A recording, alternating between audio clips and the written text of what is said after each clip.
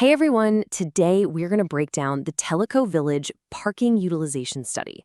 As our community keeps growing, so does that squeeze on our parking lots. So let's jump right in and see what the numbers are actually telling us about where we are today and where we're headed. I mean, we've all been there, haven't we? That feeling you're pulling up to the yacht club or the wellness center, all ready to go, and suddenly you're in that slow motion hunt for the one open space. It's a super common frustration, and believe me, it is definitely not just you. In fact, a 2024 survey of over 1,100 of our neighbors really pinpointed where that pinch is felt the most.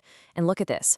Almost a third, 29% of residents said the yacht club was tough, and Shota was right behind it at 28%. So yeah, this isn't just a hunch, it's a shared experience, and we've got the numbers to back it up.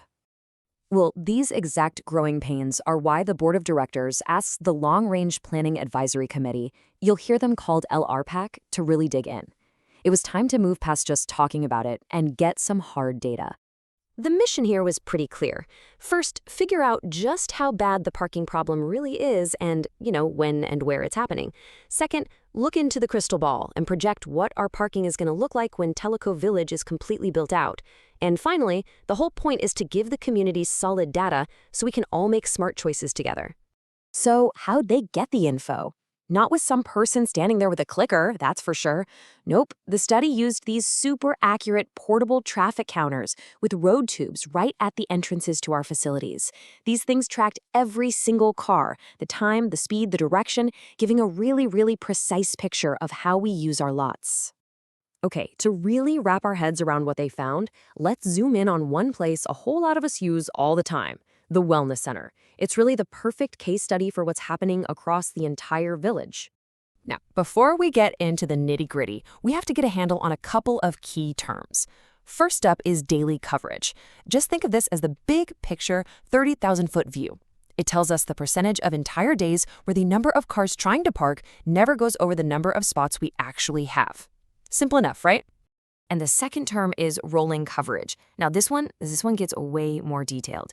It measures the percentage of short 5-minute windows where demand is within capacity.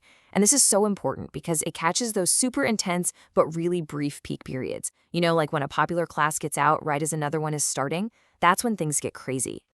And finally, there's the buffer. This is basically the solution number. It's how many cars need to be shifted to a less busy time, or it's the number of extra parking spots we'd need to build to hit a certain goal. Think of it as our just-in-case number. Now, what's really amazing is just how specific this data gets. For the Wellness Center, which has 232 spaces, the absolute peak demand hits in August. It's busiest on Mondays, Wednesdays, and Fridays, and the single busiest moment of the day, it's 9:55 in the morning. How's that for precise? Okay, so if you look at the Wellness Center right now, today, it's only over capacity on about 5% of days. Honestly, on the surface, that doesn't sound too bad, does it? Just 1 out of every 20 days has a real parking crunch. And this is the really important part. When we look ahead to when the village is fully built out, that number skyrockets from 5% all the way up to 23%. That means nearly a quarter of all days, almost 1 out of every 4, we're going to have more cars than spots. That's a huge jump. And this slide right here shows you exactly what that feels like in the real world. On those busy days today, you've got an average of 5 cars circling looking for a spot that isn't there. At build-out, that number multiplies by 5 to an average of 26 extra cars doing that same frustrated loop. So what would it actually take to fix this future problem? Well, to get to 95% daily coverage, which means only 1 in 20 days would be over capacity, the Wellness Center would need a buffer of somewhere between 29 and 52 spaces. And to cover those short, intense peak times almost perfectly, it'd need a rolling buffer of 13 to 38 spaces. Okay, so that was a really deep dive on the Wellness Center. Now let's kind of zoom back out and see how all this fits into the bigger, village-wide picture by checking out the other main facilities. This one chart pretty much tells the story for the whole village.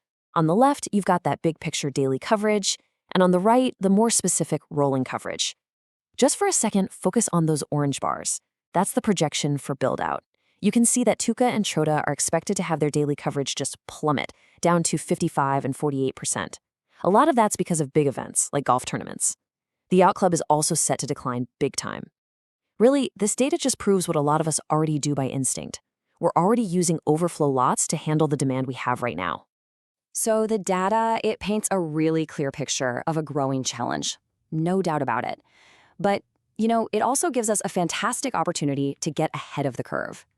This is all about shaping our future, not just waiting around and reacting to it. So, what are the options? Well, the study lays out three main strategies. First, we could try to shift demand, maybe by scheduling events at off-peak times or offering incentives to visit when it's less crowded.